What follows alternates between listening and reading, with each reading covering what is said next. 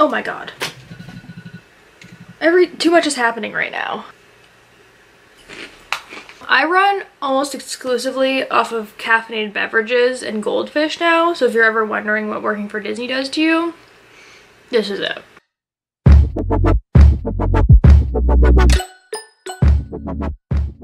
Hello everyone, I'm back. Shocking. And today's video I'm excited about because if you know me, I love some spooky stuff. I have some videos that I've done in the past about like murdery moments. Is that a good explanation? I will link them up in the cards throughout. One about how my mom lived down the street from a very, very notorious serial killer when she was like the age bracket of people he was murdering.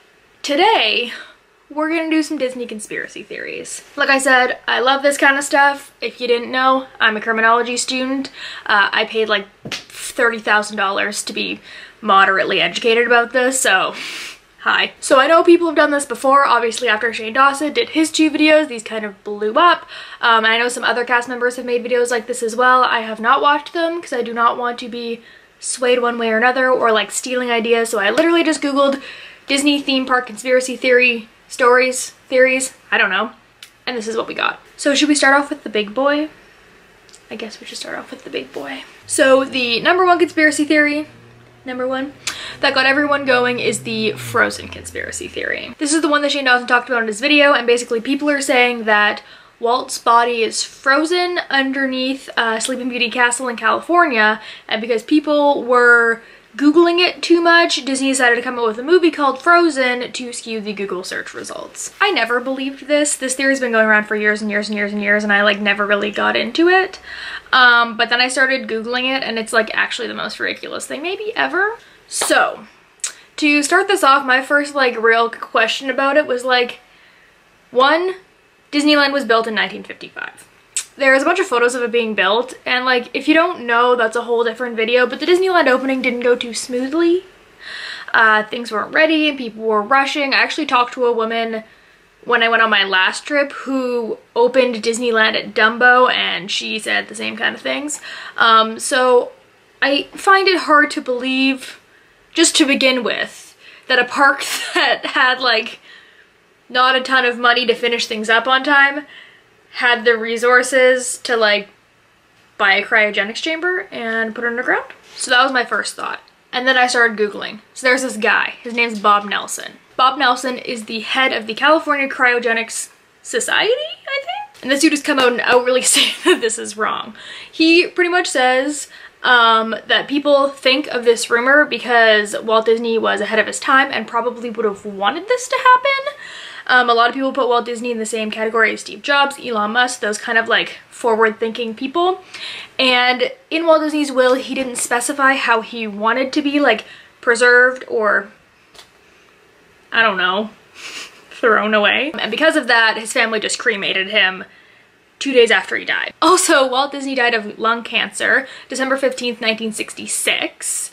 And Nelson came out and said that they didn't actually preserve anyone with the cryogenics until 2 years later. So even if he was like the richest, most powerful,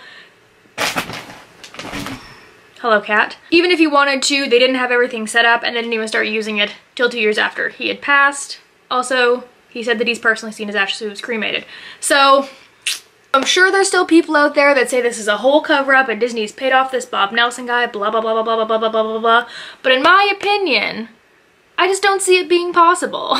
I also think that would be like a lot of time and effort to make Frozen just to disprove this theory. And if they did, they got like a real good like response. Like imagine if you were like, I'm gonna make this movie just to cover up all these Google search results, and then ends up being like the top grossing animated feature of all time. Just think about that.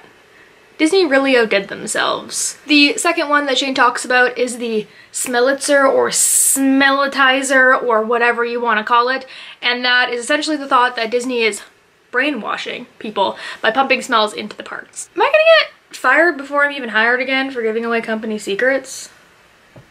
Yikes. I don't think this is new news. There is like tons and tons and tons of studies about how scent is the most powerful of the senses.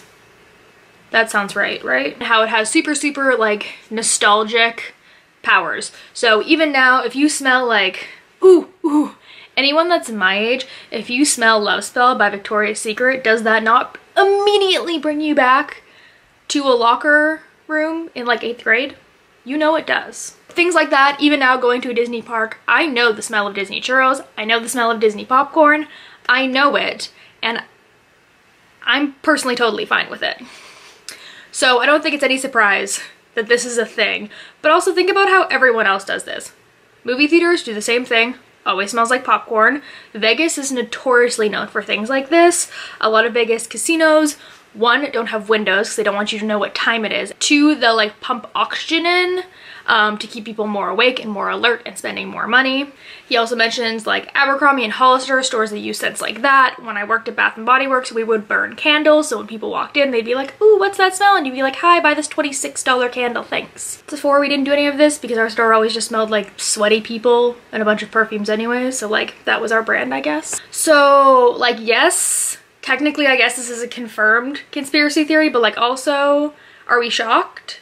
I think it's funny that people out there like are calling this brainwashing and saying like Disney's doing this to sell you more things, because like, believe me, if you've already spent enough money to be at a Disney park, you're already spending enough money for them. I don't think they're concerned. The next one, which is one I just found, is people talking about subliminal messages in Disney films. And I thought this was really funny because the main one that people brought up was other characters being placed in films. So the characters from Cars come up in a bunch of videos. The pizza truck from Toy Story comes up in a bunch of stuff. In Monsters Inc., Boo has a Nemo toy. There's like posters in the back of other movies. Disney and Pixar movies constantly do this. I know especially Pixar movies do. If you think this is subliminal messaging, I don't know how to break it to you that these are called Easter eggs. Like, everyone does it. So, well, yes, again, like the last one, yes, they do it, but I don't think it's malicious, and I don't think it's them like forcing you to go see their movies, because I don't know if you've like ever watched like the Oscars or read like the opening like highest grossing films, but like I think Disney's doing okay. I also don't think seeing a Nemo doll in Monsters Inc. would make me go see Nemo, but that's just me. Maybe I'm less prone to being brainwashed. And the last one, I actually have way more on this list, but this video is already like 12 minutes, so I'm trying not to make it super long. And this one comes from a girl who I was reading, how do I word this? I was reading a BuzzFeed article, I believe, and it linked to this girl's video about river country, and she essentially snuck into river country. If you don't know what river country is, it's an old abandoned water park that Disney owns at Walt Disney World. I could do a whole video on river country. It fascinates me as a water park cast member. Like, loves me a good water park story. But essentially she snuck in and filmed it, and then, shocking, she was banned from the parks. And like, not even banned, her video's clickbaity and it's like, I was banned from Disney World, but like, they still would give her entrance passes. But she says at the end of her video that she's banned and her annual pass doesn't work, but Disney's still taking out payments. And I think people think that this is like stealing. I've heard this before for people who, like, I made a video about the guy who did the Trump sign, and then he like also brought it on Splash Mountain, and then he took it to Disneyland, and like, shocking, he was banned from the parks. But I'm sure he's still making payments on his annual pass too. This is like a little bit of sneaky information. If you made it this far into the video, this is an actual like maybe secret, I don't know. But if you are an annual pass holder, you're consenting to a criminal record check essentially. And if you're on the sex offender registry, Disney can not let you in and deny admission. But again, once you pay for your annual pass, it's non-refundable fees, and it's in the fine print. So if you do something stupid that revokes your pass rights, like, they're still gonna take your like $13 to $40 a month, because like, I don't know, you like literally signed a piece of paper saying you agreed to it, but like, so I think it's funny because I see every once in a while things will go around being like, Disney banned me from the parks, but they're still taking money and they're stealing.